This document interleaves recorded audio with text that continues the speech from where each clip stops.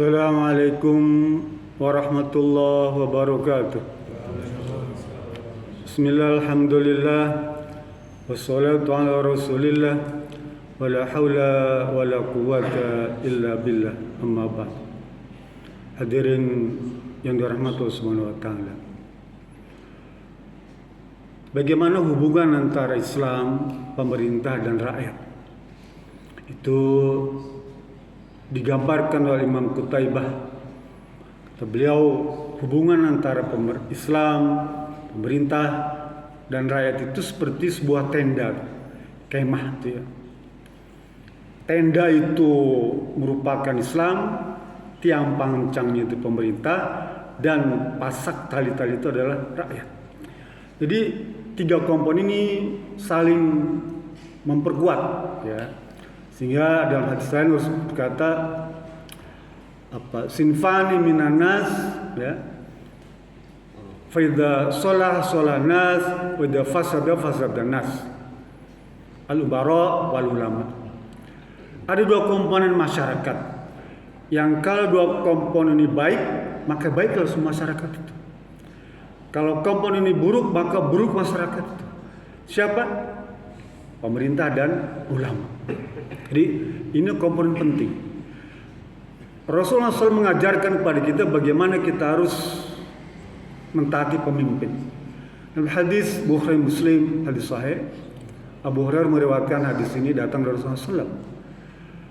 Kata Rasulullah, man ata'ani faqad ata Allah, wa man asani faqad asa Allah. Barang siapa yang taat kepadaku, kata Rasulullah ini, taat kepada Nabi, maka dia sebenarnya telah taat kepada Allah.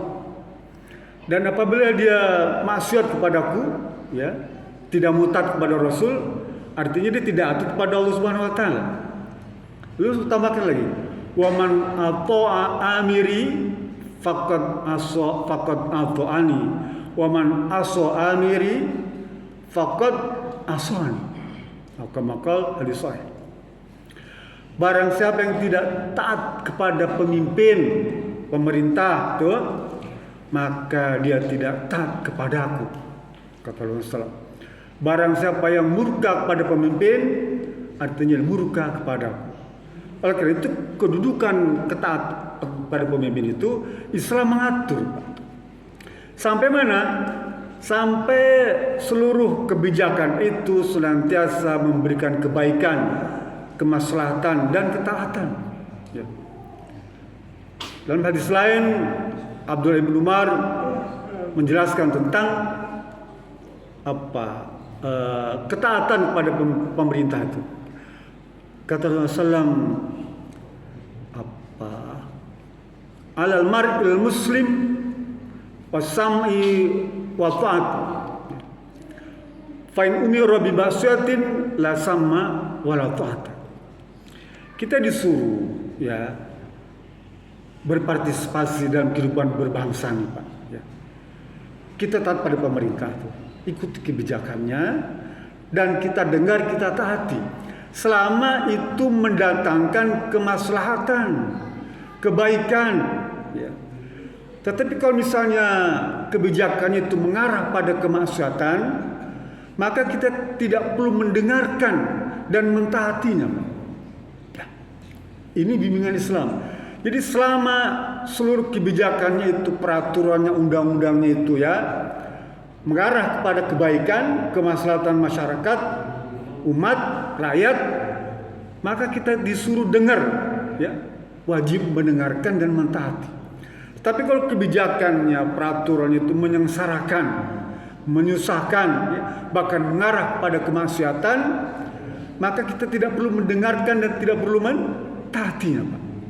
Islam mengajarkan begitu, Pak. Oleh karena itu, kalau belakangan misalnya kebijakannya bagus ya kita ikuti saja. Toh memberikan manfaat bagi masyarakat, kita ikuti, kita dengarkan dan kita taati. Ada satu hal yang perlu kita ingat, bahwa pemimpin, Pak, pemerintah itu Pak ya, kata Rasulullah, as-sultanu dhillullah fil ardi. Pemimpin pemerintahan itu itu merupakan payung Allah di muka bumi. Ya, dilullahi fil ardi. Jadi semacam apa? Kalau bahasa kita shadow ya, semacam payung Allah di muka bumi. Itu pemimpin, Pak. Sultan itu presiden, mungkin dia khalifah. Dia seperti payung, memayungi rakyatnya. Kata saya lupa, Imam Ahmad begitu. 60 hari ya, dengan dipimpin oleh pemimpin yang jahat itu lebih baik daripada 1 hari tidak ada pemimpin. Ini menandakan pemimpin itu sangat penting, Pak. Ya. Pemerintahan itu sangat penting, Pak. Jadi kalau misalnya kita bayangkan 60 hari dipimpin oleh pemimpin yang jahat itu lebih baik daripada 1 hari nggak ada pemimpin, sekalipun jahat, Pak. Ya.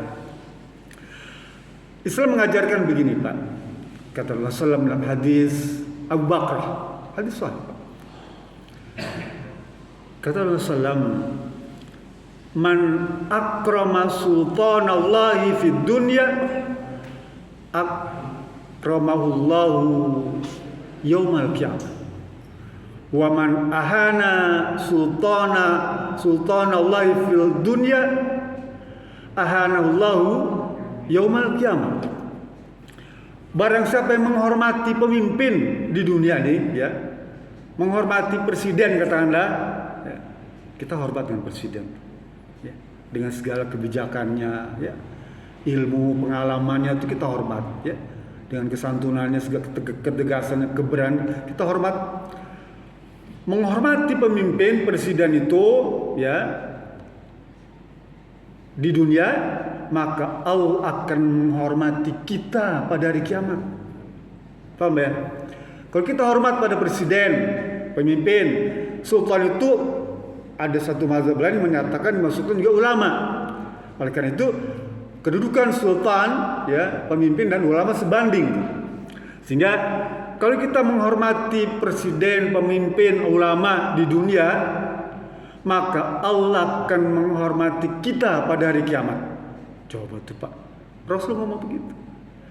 Lalu sebaliknya, kalau kita menghina pemimpin, menghina ulama, mengajak pemimpin, mengajak ulama, merendahkan pemimpin, merendahkan ulama, kata Rasulullah, kelak nanti hari kiamat, dia akan dihinakan oleh Allah, direndahkan oleh Allah, ya. Nauzubillah. Oleh karena itu, kita nih Pak, sebagai anak bangsa nih, ya.